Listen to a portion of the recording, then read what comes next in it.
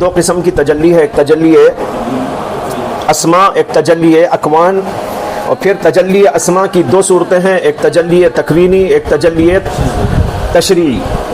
چونکہ اسماء الہیہ کی بحث نہایت ہی محتم بشان بحث ہے، اور اس کا انسانی زندگی ہی نہیں بلکہ پوری کائنات پر اثر ہے۔ جملہ کائنات اور اس کائنات کا اہم ترین فرد انسان، اس کے اوپر اللہ کی اسماء کا جو ظہور اور اس کی تجلی ہے، اس اعتبار سے یہ نہایت محتم بشان چیز ہے، اور اسی اہتمام کی وجہ سے نبی اکرم صلی اللہ علیہ وسلم نے اس کی طرف رہنمائی کی اور حکم دیا، ان للہ 99 اسما فمن احصاها دخل الجنہ۔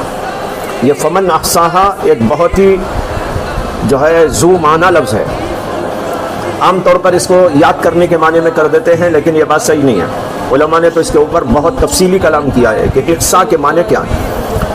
تو لہذا میں نے گزشتہ بھی عرض کیا تھا کہ احصاء جو علماء نے لکھا ہے اس کو اگر خلاصہ کیا جائے تو 3 چیزیں اس کے اندر داخل ہیں۔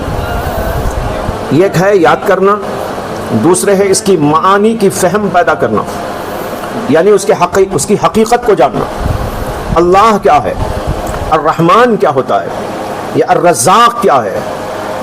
اسی طریقے پر جتنے اللہ کے نام ہیں ان سارے اللہ کے ناموں کی حقیقتوں کو سمجھنے کی کوشش کرنا، اور تیسرے ہے ان اسماء کا اپنے اوپر اثر طاری کرنا۔ اسی کو تخلق کے نام سے یاد کیا جاتا ہے۔ اللہ کے نام کا اثر پیدا ہو، رحمان کے نام کا اثر پیدا ہو، رحیم کے نام کا اپنے اندر اثر پیدا ہو، رزاق کے نام کا اثر پیدا ہو، عزیز کے نام کا اثر پیدا ہو۔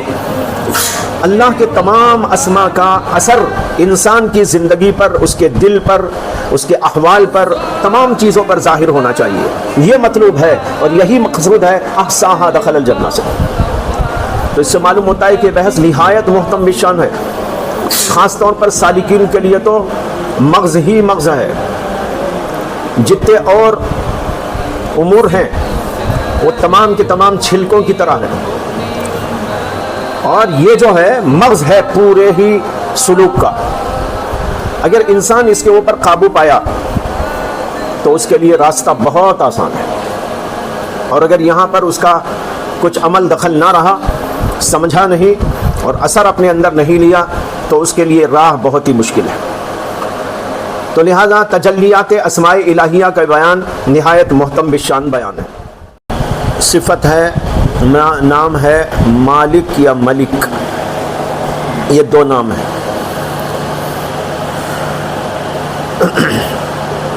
الملک، اسی کے ساتھ مالک بھی، یہ 2 نام بھی اللہ کے قرآن میں جگہ جگہ استعمال کیے گئے ہیں۔ اس سے اللہ تعالیٰ کی صفت ملکیت کی طرف اشارہ ہے، اور صفت ملکیت سے ایک جانب اس کی تمام مخلوقات کے مالک ہونے پر دلالت ہوتی ہے، اور دوسری جانب اس کے ان تمام چیزوں کے بادشاہ ہونے کی جانب اشارہ ملتا ہے۔ ملکیت میں 2 چیزیں ہیں، ایک حکومت اور ایک چیزوں کی ملکیت۔ ملکیت بھی ہے، مالکیت جسے کہتے ہیں، اور ایک حکومت، ملک بادشاہ، مالک کسی چیز کا مالک۔ تو لہذا یہ پوری کائنات کا مالک وہ ہے، ملک بھی وہ ہے، بادشاہ بھی وہ ہے، اور اس کا مالک بھی وہ ہے۔ مالک کا جو لفظ ہے وہ بنسبت ملک کے لفظ کے کم مبالغہ رکھتا ہے، ملک میں زیادہ ہے، اس سے کہ ملک میں دونوں چیزیں آ جاتی ہیں۔ جو بادشاہ ہوگا ظاہر ہے کہ وہ ہر چیز کا مالک بھی ہوگا، لیکن جو بھی مالک ہو اس کا بادشاہ ہونا ضروری نہیں۔ ایک آدمی ایک چیز کا مالک ہے لیکن بادشاہ نہیں، لیکن ایک وہ بادشاہ ہے، جو بادشاہ ہوگا وہ سب کا مالک بھی ہو جائے گا۔ تو بہرحال اس میں 2 چیزوں کی طرف اشارہ ہے۔ یہ صفت اللہ تعالیٰ کی صفات ذاتیہ فعلیہ میں سے ہے۔ صفت ذاتیہ میں سے ہونے کی وجہ سے اللہ تعالیٰ کی ذات و صفات کے کمالات کی طرف اس میں اشارہ ہے، اور صفات فعلیہ میں سے ہونے کی وجہ سے اس کے حیرت انگیز ملک اور اس کی صنعت کاری کا اس سے اظہار ہوتا ہے کہ اس نے بنایا ہے، بادشاہ ہے، ایسا ہے، یہ چیزیں بنائی ہے، تو اس کی ذات کا کمال بھی ظاہر ہو رہا ہے، اس کے فعل کا کمال بھی ظاہر ہو رہا ہے. تو اس کے یہ جو صفت ہے وہ ذاتی و فعلی دونوں قسم کی صفت ہے، لہذا وہ حاکم مطلق بھی ہے اور مالک ہونے کے اعتبار سے ہر قسم کے تصرف کا بھی مجاز ہے. یہ تو اس کے معنی ہوئے. اس کی تجلی دو قسم کی، ایک تکوینی ایک تشریعی. اس کی تکوینی تجلی کا اثر یہ ہے کہ بندہ اللہ کا محکوم و مملوک ہونے کی وجہ سے اس کے ہر حکم اور تصرف کا محل ہے. اس کے ہر حکم اور تصرف کا محل ہے. کچھ بھی کر سکتا وہ ہمیں بیمار کر سکتا ہے، صحت دے سکتا ہے، غریب بنا سکتا ہے، امیر بنا سکتا ہے، اندھا بنا سکتا ہے، لنجا بنا سکتا ہے، مار سکتا ہے، جلا سکتا ہے، کچھ بھی کر سکتا ہے. جو آدمی اس کو سوچے گا، سمجھے گا اور اللہ کی جو ہے بادشاہت اور اللہ کے مالک ہونے کا تصور جما لے گا، اسے سمجھ میں آ جائے گا کہ میں تو اللہ کا محکوم ہوں. جب محکوم ہوں وہ جو چاہے کرے سب صحیح ہے، اسے کوئی اعتراض نہیں ہوگا. اور پھر چونکہ حکیم بھی سمجھتا ہے تو اطمینان بھی رکھے گا. حکیم بھی ہے وہ، اللہ کا نام حکیم وہ بھی آئے گا آگے چل کر.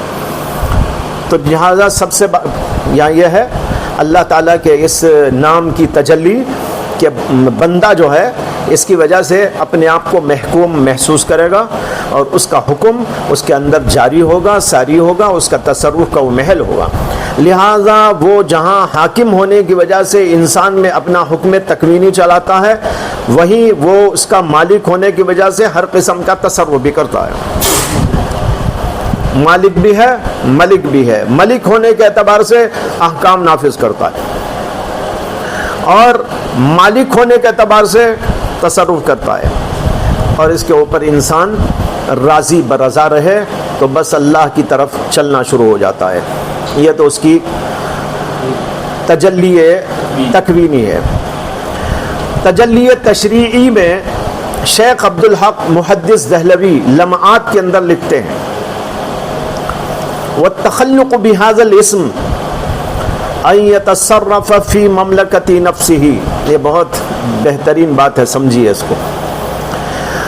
وَالتَّخَلُّقُ بِهَذَا الْإِسْمِ أَن يَتَصَرَّفَ فِي مَمْلَكَةِ نَفْسِهِ وَقَلْبِهِ وَقَالَبِهِ حَتَّى يَمْلِكَ جَوَارِحَهُ وَقُوَّاهُ كُلَّهَا وَيُطِيعُونَهُ. اللہ تعالیٰ کا مالک ہونا اور پھر یہ اسی کی تجلی کا اثر یہ ہے کہ یہ بھی ایک درجے میں مالک ہو رہا ہے. یہ کس کا مالک ہو رہا ہے؟ اپنی ذات کا، اپنے دل کا، اپنے جسم کا، اپنے جوارح و اعضاء کا، اپنی قوتوں و طاقتوں کا، اپنی صلاحیتوں کا. ان سب کو جو ہے وہ اپنے اللہ کے حکم کے مطابق چلا کر ان کو اس کا مطیع بنا دے. یہ اس کا حکم چلے گا. یہاں اللہ تعالیٰ کا مالک ہونا، اللہ کا ملک ہونا، پھر بندہ اس سے اثر لیتے ہوئے یوں تصرف کر رہا ہے اپنے اندر. دل کو دل بناتا ہے، اپنے قالب کو، اعضاء کو، جوارح کو، سب کو ٹھیک ٹھاک رکھنے کی کوشش کرتا ہے. ظاہراً و باطناً ہر اعتبار سے اس کو نکھارتا وہ بناتا ہے اور حکم چلاتا ان کے اوپر کہ تجھے میں نہیں چھوڑوں گا. جیسے اللہ کا حکم اوپر سے چلتا ہے، بندہ اپنے نفس پر حکم چلاتا ہے، اپنے دل پر حکم چلاتا ہے، اپنے اعضاء و جوارح پر حکم چلاتا ہے. یہ شیخ عبدالحق محدث دہلوی کی عبارت ہے. امام غزالی کی عبارت یہاں پر یہ ہے، وہ کہتے ہیں فَالْمَلِكُ مِنَ الْعِبَادِ ملک تو وہ ہے ملک من العباد، بندوں میں سے جو مالک ہے وہ یہ ہے، فالملک من العباد هو الذی لا یملکہ الا اللہ، بندوں میں سے ملک وہ ہے جس کا کوئی بھی مالک نہیں سوا اللہ کے، اللہ کو چھوڑ کر کوئی اس کا بادشاہ نہیں، کوئی اس کا مالک نہیں، یہ سب کا مالک، زمین اس کے کنٹرول میں، آسمان اس کے کنٹرول میں، اور یہ اس کے کنٹرول میں، ہوائیں اس کے کنٹرول میں، جانور اس کے کنٹرول میں، ارے کیا کیا اس کے کنٹرول میں، اللہ کے سوا کوئی اس پر حکومت نہیں کر سکتا، کوئی اس کے اوپر اپنی اجارہ داری نہیں قائم کر سکتا، بس اللہ، اللہ تو ہے ہی، اب اللہ کے علاوہ جتنی مخلوق ہے وہ ساری کے ساری مخلوق اس کی مسخر ہے۔ تو کہتے ہیں لا یملکہ الا اللہ بل یستغنی عن کل شیء سوى اللہ، اللہ کے سوائے ہر چیز سے مستغنی ہو جاتا ہے۔ وہو مع ذلک، یہ جو اوپر کی بات ہے یہ تکوینی بات ہے، سمجھے نا؟ اب آگے بات آ رہی ہے وہ تشریح، اور چونکہ عبارت ایک ہی تھی وہو مع ذلک، اگر میں پڑھتا تو آپ کو سمجھ میں نہیں آتا، اس سے اوپر سے لے لیا میں نے۔ تو تکوینی تجلی کا یوں ذکر کرنے کے بعد کہتے ہیں وَهُوَ مَعَ ذَلِكَ يَمْلِكُ مَمْلَكَتَهُ بِحَيْثُ يُطِيعُهُ فِيهَا جُنُودُهُ وَرِعَايَاهُ وَإِنَّمَا مَمْلَكَتُهُ الْخَاصَّةُ بِهِ قَلْبُهُ وَقَالَبُهُ وَجُنْدُهُ شَهْوَتُهُ وَغَضَبُهُ وَهَوَاهُ وَرَعِيَّتُهُ لِسَانُهُ وَعَيْنَاهُ وَيَدَاهُ وَسَائِرُ أَعْضَائِهِ۔ یہ کہتے ہیں کہ اس کے باوجود وہ اپنی مملکت کا بادشاہ ہے، اس کی مملکت کا وہ ایسا بادشاہ ہے کہ وہ سب اس کی تابعداری کرتے ہیں، اس کے جنود اور اس کی رعایا، اس کی مملکت خاصہ وہ قلب و قالب ہے، اور اس کا جو لشکر ہے وہ شہوت و غضب ہے،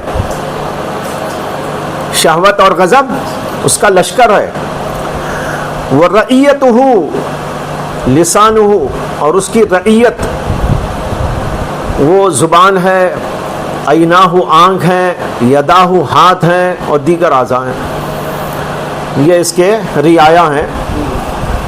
اور جو ہے یہ شہوت اور غضب وہ اس کے لیے ایک ایسا ہے جیسے کہ سپاہی ہو، اس سے کہ شہوت نہ ہو تو حاصل نہیں کر سکتا، غضب نہ ہو تو دفع نہیں کر سکتا، اور یہ دونوں ہی کام کرنا ہے سپاہیوں کو، اٹھا کے لاؤ، لائیں گے، مار کے ختم کرو، وہاں غضب چاہیے۔ تو سپاہیوں کے دو ہی کام ہیں، جب آرڈر دیا جائے تو کچھ لانا، یا نہیں تو کسی کو مار کے بھگانا۔ تو جلب منفعت و دفع مضرت، جلب منفعت کے لیے شہوت دی گئی انسان کو، اور دفع مضرت کے لیے غضب عطا فرمایا گیا۔ اب یہ اپنی اس مملکت پر کنٹرول رکھے، اگر ان کو آزاد چھوڑ دے رہا ہے گیا کام سے، اور اللہ کے اس اسم کا اس کے اوپر کوئی گویا کہ اثر نہیں، لیکن اگر وہ ان کو کنٹرول میں رکھ رہا ہے، اپنے نفس کو کنٹرول میں رکھ رہا ہے، اپنی شہوت کو کنٹرول میں رکھ رہا ہے، اپنے غصے کو کنٹرول میں رکھ رہا ہے، کہاں استعمال کرنا وہیں کر رہا ہے، جہاں استعمال نہیں کرنا وہاں نہیں کر رہا ہے، اپنی خواہشات کو اپنے کنٹرول میں رکھ رہا ہے، اور اسی طرح اپنی رعیت، اس کی رعیت کیا ہے؟ زبان اس کی رعیت ہے، آنکھیں اس کی رعیت ہیں، ہاتھ پیر اس کی رعیت ہیں، اور دیگر اعضاء اس کی رعیت ہیں، ان سب کو اپنے کنٹرول میں رکھ کر جیسا جہاں ضرورت ہے ویسا استعمال کرتا ہے۔ جیسے اللہ اس پوری کائنات کے اوپر اپنا تصرف رکھ رہے ہیں، اور اپنے بادشاہ ہونے کی وجہ سے اللہ تعالیٰ ان سب پر اپنا کنٹرول رکھ کر ان کو کہاں کیسا استعمال کرنا کر رہے ہیں، اسی طرح بندہ بھی اپنی اس مملکت کے اوپر حاوی ہو کر ان کو بھی ٹھیک ٹھاک چلائے گا، وہ اس کا اثر قبول کرنے والا ہے، اور اگر نہیں کرے گا تو گویا کہ ناکام انسان ہے۔ یہ کتنی عظیم بات ہے اور کیسی جو ہے روحانیت کو تقویت دینے والی چیز ہے۔ آج انسان نے ان سب چیزوں کو نہ پڑھ کے اپنے آپ کو برباد کر لیا ہے۔ دل برباد ہے، نفس برباد ہے، شہوات و خواہشات بے قابو ہیں، غضب اور جو ہے غصہ بے قابو ہے، زبان بے قابو ہے، سب چیزیں بے قابو، اس کے قابو میں نہیں ہے، یہ ان چیزوں کے قابو میں آ گیا۔ تو جب یہ ان چیزوں کے قابو میں آ گیا تو یہ تو غلام بن گیا، جبکہ اللہ نے اسے بادشاہ بنایا تھا۔ اللہ نے اسے بادشاہ بنایا کیونکہ وہ بادشاہ ہے، اس نے کہا کہ میرا اثر تمہارے اوپر یہ ہے، میرا ظہور، میری تجلی تمہارے اوپر یہ ہے کہ میں نے تم کو بادشاہت کا اثر دیا ہے۔ جب بادشاہت کا اثر دیا اور تم بن گئے غلام، نفس کے غلام، زبان کے غلام، ہاتھ پیر کے غلام، شہوت کے غلام، غضب کے غلام، تو اس کا مطلب ہے کہ تم انسان کہلانے کے قابل نہیں ہے۔ انسان تو وہ ہوتا ہے جو ان اسماء کا مظہر ہوتا ہے، کامل مظہر ہوتا ہے۔ یہیں سے انسان ایک کامل اور غیر کامل کی پہچان ہوتی ہے، جس کے اندر ان اللہ کی اسماء کی تجلیات کا ظہور ہے۔ جیسے تشریح ہو رہی ہے، یہ بہت مختصر ہے، ورنہ تو ایک ایک اسم کے اوپر ایک ایک مجلس ہوگی، لیکن ہمارے پاس اتنا وقت نہیں ہے۔ تو جو ہے انسان کامل وہ جو اللہ کے ان کمالات کا پرتو بن جائے، جو اللہ کے ان اسماء کا مظہر بن جائے اور اس کے اثرات کا اس کے اندر ظہور ہونے لگے۔ اور اگر یہ ظہور نہیں ہو رہا ہے تو انسان کامل انسان نہیں ہے، ناقص انسان ہے، یا ہے کہ وہ انسانیت ہی سے نکل چکا ہے۔ اگرچہ کہ دیکھنے کے اعتبار سے انسان ہو، اگر صرف دیکھنے سے کوئی انسان بنتا، ہاتھ پیر اعضاء و جوارے سے کوئی انسان بنتا، تو حضرت مولانا روم کہتے ہیں اگر صرف صورت سے کوئی انسان ہوتا تو محمد میں اور ابو جہل میں کوئی فرق نہ ہوتا۔ محمد میں اور ابو جہل میں کوئی فرق نہ ہوتا، دونوں کی صورت تو ایک ہی تھی، دونوں کی وہی ناک تو تھی، دونوں کے وہی اعضاء و جوارے تو تھے، سب تو وہی تھا۔ کیا فرق تھا کہ محمد صلی اللہ علیہ وسلم کو وہ مقام ملا اور ابو جہل کو اتنا زیادہ گندا قرار دیا گیا؟ تو معلوم ہوا کہ یہ فرق ہوتا ہے، ان اسماء کا ظہور جس میں ہو اور وہ کامل، وہ اتم اللہ کے ان اسماء کا مظہر بنے، وہ کامل انسان ہے، اور جو ایسا نہیں ہوگا وہ کامل انسان نہیں ہو سکتا۔ الانسان الکامل جس کا حوالہ میں اوپر کئی دفعہ دیا، اس سے پہلے بھی دیا تھا، اس میں اسی کی بحث ہے، انسان کامل، الانسان الکامل فی الاوائل فی الاواخر والاوائل، ایسا نام ہے اس کا۔ تو بہرحال یہ چیز ہے۔ آگے کہتے ہیں فَإِذَا مَلِكَهَا وَلَمْ تَمْلِكَهَا وَأَطَاعَتْهُ وَلَمْ يُطِيعْهَا فقد نال درجۃ الملک فی عالمہ۔ جب اوپر وہ باتیں سمجھا دی تو امام غزالی کہتے ہیں فَإِذَا مَلِكَهَا، اگر کوئی آدمی ان سب اعضاء پر مالک ہو جائے، وَلَمْ تَمْلِكْهَا، وہ اعضاء اس کے مالک نہ ہو، وَلَمْ تَمْلِكْهُ وَأَطَاعَتْهُ، وہ سب اعضاء اس کے مطیع بن جائیں، وَلَمْ يُطِيعْهَا، یہ ان کا تابعدار نہ بن جائے۔ سمجھا نا؟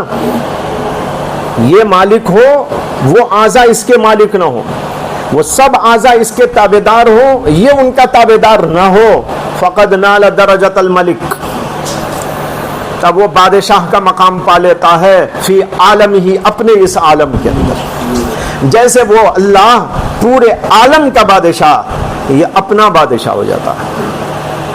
وَفِيكَ انْتَوَى الْعَالَمُ الْأَكْبَرُ تَحْسَبُ أَنَّكَ جِرْمٌ صَغِيرٌ وَفِيكَ انْتَوَى الْعَالَمُ الْأَكْبَرُ۔ حضرت علی کے اشارے ہیں، حضرت علی نے فرمایا تھا۔ یہ ہوا پانچواں، چار ہوئے، چار پانچ دونوں ہو گئے نا، چار و پانچ، مالک و ملک دونوں آ گئے اس کے اندر۔ پانچ میں ہی اتنا وقت ہو گیا، اب 99 پہنچنے میں 99 دن لگا دیں گے.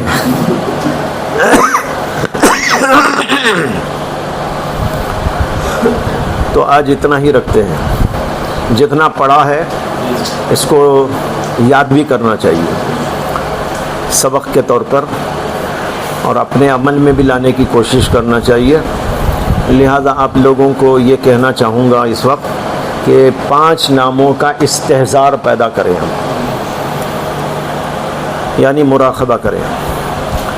کچھ دیر اللہ کا 10 منٹ مثلا، پھر ایک 10 منٹ کے لیے رحمان و رحیم کا یعنی رحمانیت کا، اور جو باتیں عرض کی گئی اس کا تھوڑا سا ذہن کے اندر استحضار پیدا کرے. اسی طرح یہ 5 ناموں کا مراقبہ اور اس کا استحضار کرتے ہوئے مراقبہ ہو، انشاءاللہ دل میں اس کی کیفیتیں پیدا ہوں گی، تو پھر آہستہ آہستہ اپنے اوپر اس کے اثرات ظاہر ہونے شروع ہوں گے. اللہ تعالی ہم سب کو ان اسماء مبارکہ کی مقدسہ کی صحیح قدر پہچاننے کی توفیق عطا فرمائے، اور ان کا ہمارے اندر اللہ ظہور کامل فرمائے.